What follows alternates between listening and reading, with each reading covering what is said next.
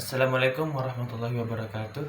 Perkenalkan, saya Muhammad Zidni Muharram ingin membahas tentang pilihan petani terhadap manajemen risiko strategi usaha tani jagung di Kabupaten Sigi, Sulawesi Tengah. Pertama-tama, saya akan membahas tentang jagung. Jagung atau Zea mays merupakan salah satu komoditas tanaman pangan strategis di Indonesia, menduduki peringkat kedua setelah padi. Perannya sangat penting dalam sistem ketahanan pangan nasional, baik sebagai sumber pangan, bahan baku ternak, maupun industri. Jagung merupakan salah satu tanaman pangan utama di Indonesia yang mempunyai peranan penting dalam perekonomian. Jagung mempunyai multifungsi sebagai bahan baku industri pangan ternak, khususnya pakan unggas seperti bahan baku industri, makanan seperti tepung, maizena, minyak jagung, gula jagung, dan biofuel alternatif. Yang kedua, saya akan membahas tentang metodologinya, waktu, lokasi, dan pengambilan sampel. Pengumpulan data untuk sekolah dasar. Data dilakukan pada 75 responden petani, sedangkan data sekunder adalah dikumpulkan dari Badan Pusat Statistik Sulawesi Tengah dan pemangku kepentingan terkait lainnya. Penelitian menggunakan simple random sampling dengan lokasi purposif di Kabupaten Sigi yang mana meliputi 3 kecamatan, Dolo, Dolo Barat, dan Gumbasa pada Agustus 2019 hingga Juli 2020.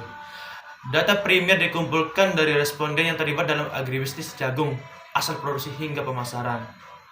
Metode penentuan responden menggunakan purposive sampling yang mana sengaja memilih petani jagung dan pihak-pihak yang terlibat dalam budidaya atau pemasaran jagung seperti pedagang di desa dan pedagang besar di kota. Dari penelitian tersebut, kita mendapatkan beberapa poin hasil penelitian. Yang pertama, sebagai besar petani menanam jagung dan komoditas lain. Poin kedua, generasi muda kurang tertarik pada bidang pertanian. Yang ketiga, tingkat pendidikan petani rata-rata adalah 9 tahun. Poin keempat, sebagian besar petani, sekitar 96,3%, melaporkan pertanian sebagai sumber utama pendapatan. Poin kelima, usaha tani jagung di daerah penelitian sebagian besar dilaksanakan secara turun-menurun. Poin keenam, petani menghadapi beberapa risiko seperti perubahan iklim, fluktuasi harga, hama, dan penyakit. Poin ketujuh, berbagai pilihan strategi manajemen risiko diterapkan oleh petani, termasuk produksi, menunda waktu tanam, mengganti varietas tanaman, manajemen irigasi, dan praktik pertanian lainnya. Sosial ekonomi, pengetahuan asli, akses sumber kredit, asuransi tanaman, diversifikasi tanaman, dan pendapatan di luar pertanian. Kontak informal dengan perantara untuk mengurangi risiko pemasaran.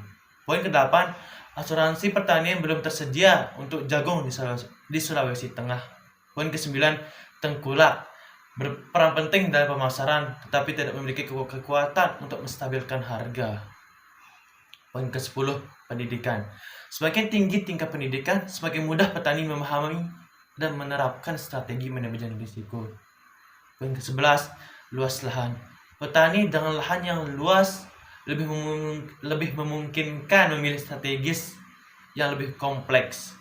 Poin ke-12, komoditas alternatif. Petani dengan komoditas alternatif lebih mudah mengatasi kerugian produksi. Poin ke-13, kecenderungan mengambil risiko. Petani dengan kecenderungan mengambil risiko yang lebih tinggi lebih mungkin memilih strategi yang lebih agresif. Poin yang terakhir, keanggotaan kelompok tani. Petani yang bergabung dalam kelompok petani memiliki akses terhadap informasi dan subsidi yang dapat membantu mereka memilih strategi yang tepat. Dari penjelasan saya yang tadi, kita dapat menarik kesimpulan bahwa mayoritas petani jagung tidak menggunakan strategi manajemen karena kurang informasi dan kesadaran. Sebagian petani terikat kontrak informal dengan perantara, menempatkan mereka pada posisi rentan. Beberapa petani menerapkan strategi untuk mengelola risiko, namun tidak untuk risiko harga. Variabel yang signifikan dalam memengaruhi strategi manajemen risiko adalah pendidikan, keanggotaan kelompok tani, komoditas alternatif, dan kecenderungan terhadap risiko. Nah, itulah presentasi yang dapat saya sampaikan. Saya pamit undur diri. Assalamualaikum warahmatullahi wabarakatuh.